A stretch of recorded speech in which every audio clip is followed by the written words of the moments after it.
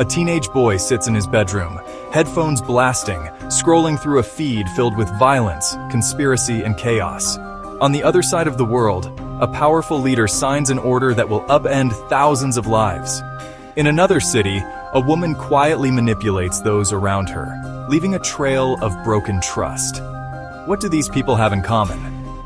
According to Jim Davis in The Other 12 Disciples, they might all be caught in a battle far bigger than they realize. A battle not just of flesh and blood, but of invisible forces, ancient schemes, and spiritual warfare that has shaped the darkest chapters of human history. What if the world's most notorious villains, serial killers, mass murderers, and destroyers were not just products of bad choices or broken homes, but pawns in a cosmic game? And what if, without even knowing it, you could be drafted onto the wrong side? Before you brush this off as superstition, let's dig into the chilling patterns that Davis uncovers, patterns that might be closer to your own life than you'd ever want to admit.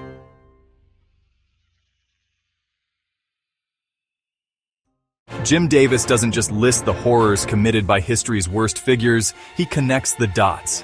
He argues that the same ancient strategies described in Ephesians 6:10-13, lies, manipulation, theft, and destruction, are at work in every era. The devil's playbook is simple, but devastating. Twist the truth, steal hope, destroy lives. Davis shows how these patterns show up again and again, from the smooth-talking cult leader who lures followers into darkness to the everyday temptations that eat away at our own integrity. The chilling part: these tactics aren't reserved for the monsters of history. They're the same tricks that can sneak into any home, any mind, any heart. But if the enemy's game plan is so old, why do we keep falling for it?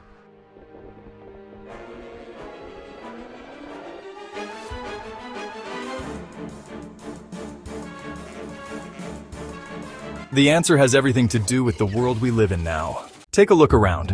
War, politics, gender debates, sexuality, media obsessions with zombies and vampires.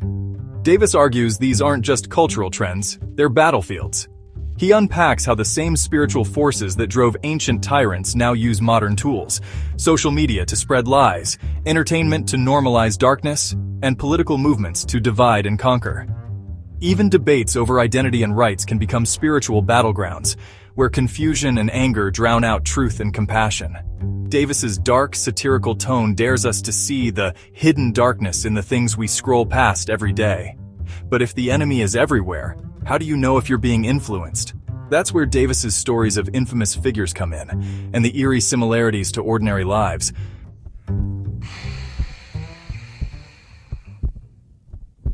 Davis dives into the lives of 52 of history's most infamous destroyers, not to glorify them, but to expose the patterns.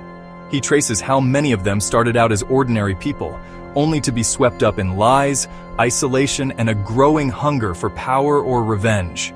The same spiritual schemes, deception, pride, bitterness show up in different forms, whether in the mind of a serial killer or in the heart of someone nursing a grudge.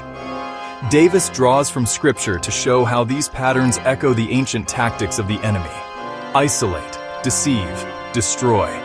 The stories are unsettling, but they're meant as a warning. Darkness doesn't always announce itself with thunder and lightning. Sometimes it creeps in quietly, through small compromises and unchecked thoughts. But what about the rest of us, the ones who don't make headlines? Could we be walking the same path without realizing it? Davis's most provocative question isn't about the monsters of history, it's about us. He invites readers to look for the hidden darkness in their own lives. Are you being manipulated by fear, anger, or envy? Have you bought into lies about your worth, your purpose, or your future? Davis warns that the enemy's schemes are subtle. A little bitterness here, a little dishonesty there, and soon you're drifting far from who you were meant to be. He uses dark humor to cut through denial, challenging readers to put on the full armor of God and resist the slow creep of spiritual destruction. The uncomfortable truth? You don't have to be a villain to be caught in the same web. But if the stakes are so high, is there any way out of the trap? Throughout the book, Davis insists that the first step to freedom is seeing the battle for what it is.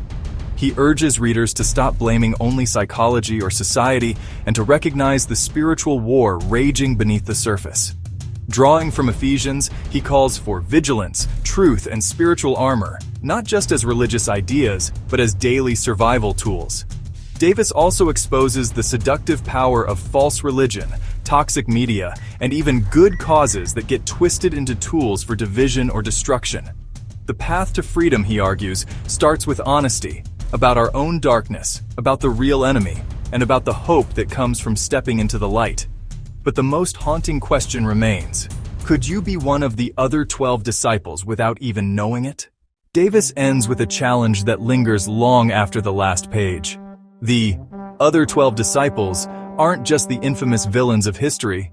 They're anyone who lets darkness take root, who plays along with the enemy's schemes, who drifts from truth and love. It's a warning and an invitation. Examine your life, your choices, your influences. Are you being shaped by ancient lies or by something greater? Davis's blend of dark satire and spiritual urgency pushes readers to take stock of their own battles and to choose sides with eyes wide open. The story isn't just about them. It's about all of us, standing at the crossroads between bondage and freedom. In the end, isn't just a gallery of villains or a list of warnings. It's a wake-up call to see the world and ourselves with new eyes. Davis's message is clear. The real battle isn't just out there in the headlines or the history books. It's in every heart, every home, every ordinary day. The enemy's schemes are ancient, but so is the hope that we can resist, stand firm, and step into the light. The question is, when the battle lines are drawn, which side will you be on?